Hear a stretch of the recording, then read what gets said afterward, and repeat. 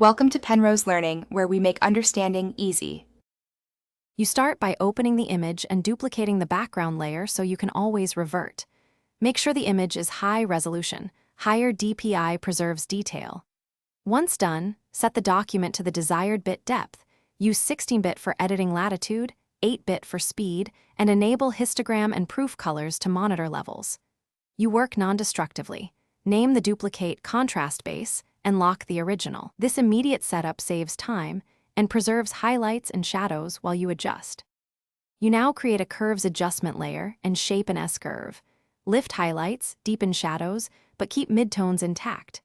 Change the curves layer blend mode to luminosity so color stays consistent. Once done, paint on the layer mask to protect skin or key areas using a soft 30–40% opacity brush.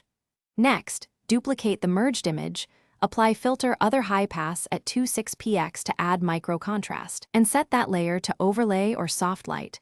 Reduce opacity to taste for subtlety. To finish, stamp visible onto a new layer for final tweaks while keeping originals intact.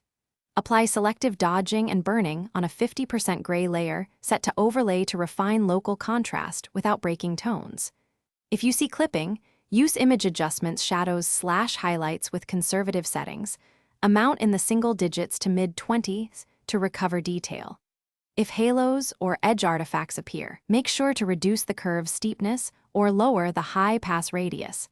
That fixes most halo issues quickly. Thanks for watching. If this was helpful, leave a like and consider subscribing. See you next time.